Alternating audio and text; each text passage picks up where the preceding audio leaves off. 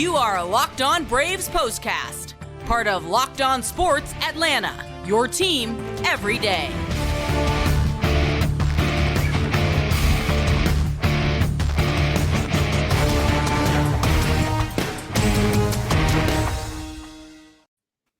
And hello and welcome to the Braves Postcast, part of the all-new Locked On Sports Atlanta. Grant McAuley, Jake Mastroianni with you after what was yet another frustrating night for the Atlanta Braves in St. Louis. You have to feel like opportunity was missed not once, but twice in this series. We'll talk about the Braves' latest late-inning disappointment against the St. Louis Cardinals and, of course, get you ready for a homestand. It's going to be just as important, if not more so, for the Braves. I don't know, maybe every day, going forward, every one of them's an opportunity. And with every one of those, another day comes off the calendar. So the urgency most certainly going to be there. We'll get into all that stuff. We'll preview the upcoming games. And, of course, we're going to take you back through this one, as painful as it may be.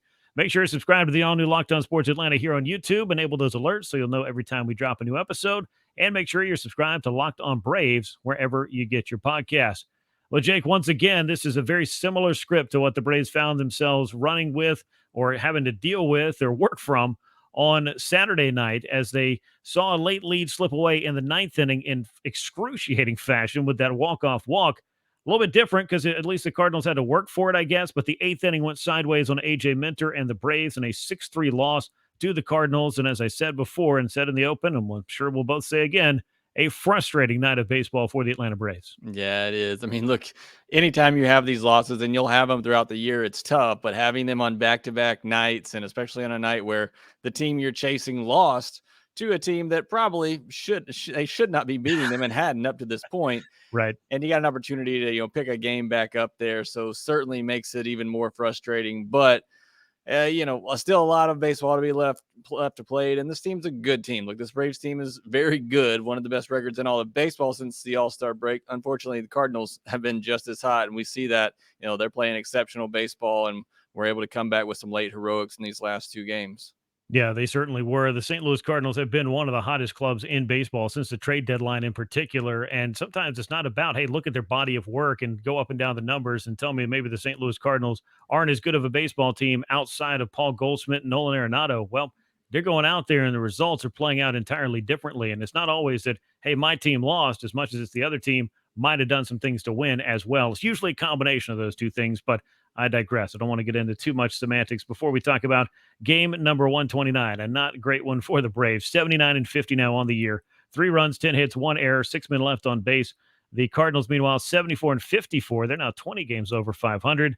6 runs on 6 hits, no errors, 3 men left aboard for them. Ryan Helsley picks up the win in relief. How funny that works out. We'll get into that in a moment. He's 9-1. A.J. Minter suffers a loss, drops to 5-4. Giovanni Gallegos picked up the save, his 13th. 3 hours and 6 minutes the time of game on this one, a 59-minute delay as well. 42,897 filed into Busch Stadium to see it. And they saw what was, this game, it kind of felt like a couple of different games, if I'm being honest, as far as the Braves are concerned. You had Jake Odorizzi out there throwing what looked like his start of the season. He carried a no-hitter through 5 2/3 innings, Jake, and it was a Lars Nootbaar home run. And he hit the ball hard, don't get me wrong, but he hit a pitch that seemed to be 3 or 4 inches off the outside part of the plate. I'm pretty sure he thought he'd fouled it away, had no idea where the ball was. Next thing you know, it snuck inside the foul pole down the left field line, and the Cardinals have a 1-0 lead. The no-hitter's gone, the shutout's gone, and it's the first of 4 straight hits, and Odorizzi's out of the game before he can blink. Yeah, it really is just one of those crazy things. And you see it, a lot of times when a pitcher's cruising along like that, has a no-hitter, into the late middle innings, and then all of a sudden, things kind of spiral. And you're right. I mean, Nootbaar, he had no idea where the ball was. I think he just thought it was, a regular, foul ball. And next thing you know, it's over the wall for, a 1-0 lead at that point because the Braves hadn't been able to get anything going against Wainwright. But up until that point, Odorizzi was throwing the ball great. I really thought he was kind of doing a lot of the same things that he was doing in Pittsburgh, running that fastball up and away to lefties and getting that splitter with some diving action down in the zone. So, hopefully there's some at least good signs there for Odorizzi that maybe he has found something out mechanically to help him, better control those pitches because the results, up until that point were outstanding. So, it's just crazy. Again, you see things happen like that to a pitcher, and next thing you know, hit after hit, and then you're out of the game just like that. It was really just one of those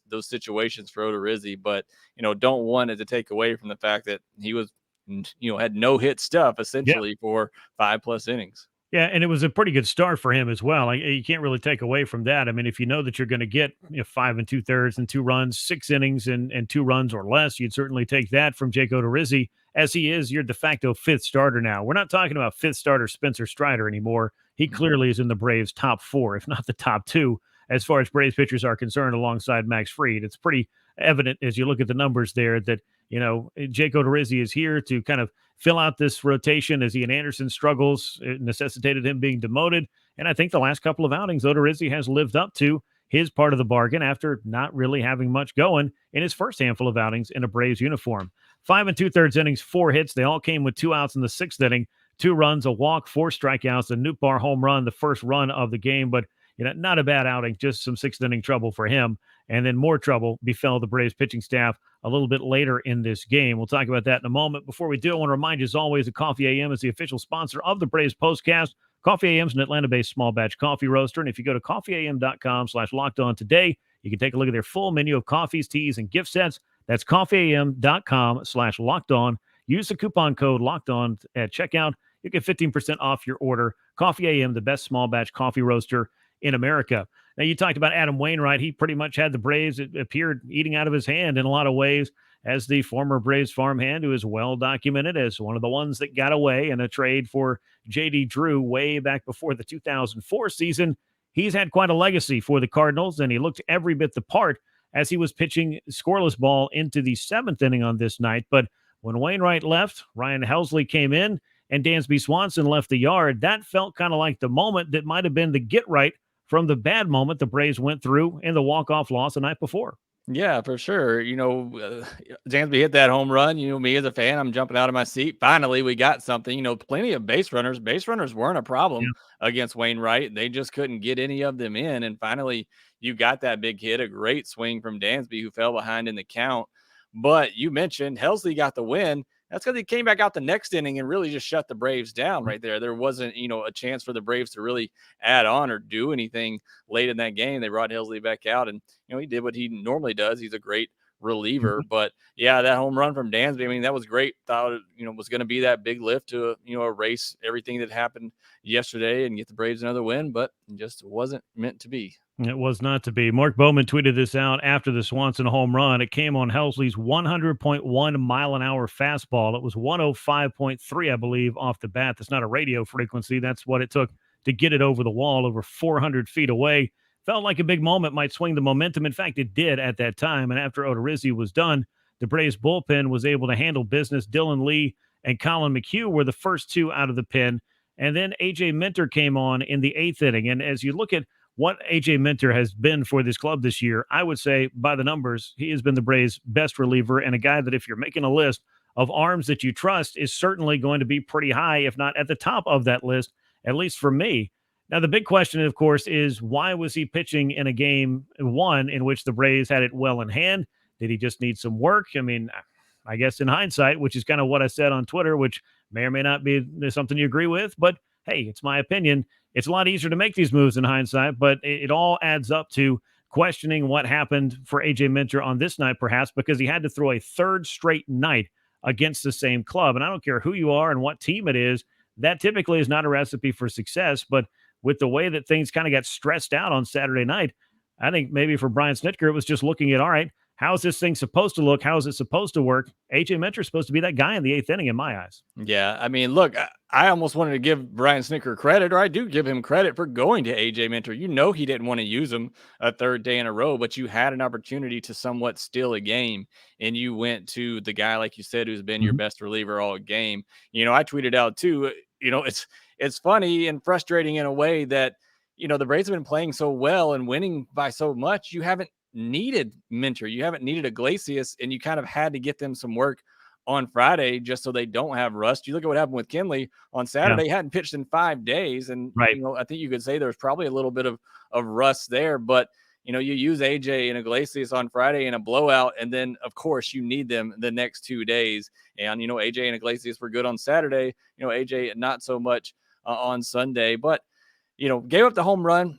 That's going to happen. People are going to run into one, but then you back that up with a walk, and then you get an error, and that really right there, that's the I mean, that's a difference in the ball game right there. I mean, Yeah. the Braves out hit them 10-6, but you give a team like the Cardinals free bases, they take advantage of it just as well as the Braves do. Sure, and most clubs should, and in fact, good clubs, great clubs, do take advantage when something is, just giving them an extra out in an inning, and that did happen in this eighth inning. I mean, it's easy to point at AJ Minter in the leadoff home run and say, "Well, that was not the outcome you were looking for." And I know some folks would look at it and say, "Well, why don't you just leave Colin McHugh in? He can throw multiple innings." But I don't think that Colin McHugh, as the eighth inning reliever, was something that was incredibly popular if we're crowdsourcing for opinions here. But also, this again was looked at more so, I feel like, as AJ Minter's job, his role, his responsibility, and whether you like it or don't like it, or it works out or it doesn't work out on this particular night, there was still a chance to get out of that inning tied. But the Riley error compounded things. Walks do not help because you give extra base runners out there. It's quite obvious that that's a problem too. But that error, I mean, a strikeout of Paul Goldschmidt, a strikeout of Nolan Arenado, those were some big outs that AJ Minter got in this game. Unfortunately, it was Tyler O'Neill again, the right man in the right spot at the right time for the St. Louis Cardinals, and the absolute wrong man that the Braves saw for the second consecutive night. Yeah, just, a fastball up and away. I didn't think it was necessarily a terrible pitch. A great swing by O'Neill, who went up and got it. He has a lot of power. That's what, he does. But Mhm. again, I just think it goes back to, maybe a little bit of tiredness, working 3 days in a row. Then you have the emotional at bats, after the walk in the air. Like you said, you come back, you get Goldschmidt, you get Arenado, and you kind of maybe feel like you're out of it at that point. And then maybe you just left one a little over the plate too much, and a strong guy went and got a heater and drove it out to center field. So, look, again, I credit Snitker for going for it, for using Minter, and trying to nail down that win with one of your best relievers. It's just, this game is going to be picked apart by fans every which way, and that's what fans are good at. But I do think, Snitker in this case went for it, went with his best guys, just weren't able to come through on this night.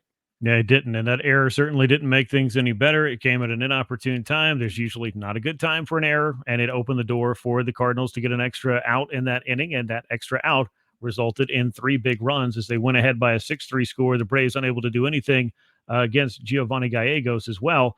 Dansby Swanson's home run in this game, his 17th of the season. Again, that really felt like a big moment. Turn around that 100-mile-an-hour fastball to give the Braves a lead. This, though, Jake, you might already know this because you and I do sit here quite often after Braves games and discuss these things. This is the first loss for Atlanta in a series since that 5-game debacle up at Citi Field, and only the second series loss of the second half. So the Braves have not been dropping too many series, and this is one that you look at and rightfully is going to be frustrating, and you're going to pick it apart in hindsight because you just can't leave it alone. And I understand that, and it's very frustrating and maddening, if you will. But you felt like you could have won both of these games, and that's the thing. And you mentioned tonight would be more of stealing one from the Cardinals, who stole one from the Braves on Saturday night. At the very least, you would have liked to have taken 2 out of 3 in this series. And as you brought up earlier, and we talked about, the Mets lost to the Colorado Rockies on a day Max Scherzer pitched. In fact, he gave up the only run of that ball game. 1-0 was the final score in that one. Rockies are going to be rolling into Truist Park this week, and hopefully the Braves will not have that kind of fate befall them. But Atlanta now 3 games back, or remains 3 games back in the National League East. They had a chance to take that game that they dropped right back, but it's a manageable deficit. There is still a lot of baseball left to be played. I know that may not be the popular vernacular in the immediate aftermath of another frustrating loss, the second in the span of about 24 hours, but the Braves have to do what good teams do, and that is forget about what happened yesterday and start focusing on the next game, the next opponent. And the Braves have been pretty good at doing that. And if anything, I think that's been a hallmark of Brian Snitker's club since he took it over way back in 2016. We'll get you set up for the Rockies series in a moment. Before we do, though, betonline.net is the fastest and easiest way to check in on all your betting needs. You can find all your favorite sports and events at the #1 online source for odds, lines, and games, with reviews and news of every league: MLB, NFL, NBA, NHL, combat sports, esports, even golf. You can find it all at betonline.net. Use your mobile device to learn more about the action that's happening. Bet Online is where the game starts. Braves are off on Monday. I think they can all use that as a day to regroup. Then on Tuesday begins a homestand against a soft part of the Braves schedule coming down the stretch. You got 3 games against the Colorado Rockies. You got 3 games against the Miami Marlins right after that. It's going to be Max Fried on the mound for the Braves in the opener against our old friend Jose Urena. And we do expect Ronald Acuna Jr. to be back in the lineup on Tuesday after missing both Saturday and Sunday's games. So when you talk about the Braves losing a couple of games, not having the services of Ronald Acuna Jr. is usually something that can lead to the Braves feeling a little bit understaffed, undermanned, and perhaps even underpowered without their leadoff hitter extraordinaire in there. And he had been swinging the bat a lot better here in August. You love to have him back in there. Perhaps we'll see him on Tuesday, but it's going to be Fried and Urania in what we hope will be a game that doesn't have the wrong kind of attention on the first pitch. Let's just leave it at that. Yeah, let's hope so. Let's just hope Ronnie's back in there and Ronnie, keeps hitting like he has been. And let's hope the Braves get a big, easy win. We talked about this, when your ace goes out there as he did against Pittsburgh and you need, a stress-free win because that first game in Pittsburgh was a little stressful as well. Well, the Braves are in desperate need of a stress-free win. So hopefully Max can deliver that. Hopefully the offense can get going. Look, I get it. You have a lead late in a game. You want to hold on to it, and your bullpen should more often than not, and the Braves does more often than not. But you got to put a little bit on the offense as well. Weren't able to get things going early against Wainwright. Kind of came back to bite them late. I mean, when all your runs come on one swing from Dansby Swanson, it's hard to put everything on the pitching at that point. So hopefully the Braves, like you said, get some rest, come out, have a stress-free win on Tuesday, and get on another roll. Yeah, you'll certainly take stress-free, but I can tell you this from being around the game for a long time, talking about to a lot of guys, none of them seem to come easy, especially this time of year. Max Fried is 12-4 on the season, so gunning for win number 13. He's got a 2.52 ERA. Urania 2-5 for the Rockies, an ERA of 5.98. First pitch at Truist Park is set for 7:20 p.m. Eastern time on Tuesday, so please do enjoy the off day. Perhaps just get outside, recharge yourself, and get ready for what is sure to be a very eventful run of games down the stretch for the Braves as they try to chase down the Mets, punch their ticket to the postseason in any way, shape, form, or fashion that they can, and continue what they have been doing the last few years. And it's worked out fairly well in October, if last year's any indication. But before we get ahead of ourselves, let's go ahead and put a bow on this edition of the Braves Postcast. It's part of the all-new Locked On Sports Atlanta. Make sure you're subscribed here on YouTube, and make sure you're subscribed to Locked On Braves wherever you get your podcasts. Once again, a frustrating night for the Atlanta Braves. No two ways about it. They lose the game. They lose the series to the St. Louis Cardinals. 6-3, the final score on Sunday night. He's Jake Mastroianni. I'm Grant McAuley. We look forward to talking to you again soon here on the Braves Postcast. And until then, so long, everybody.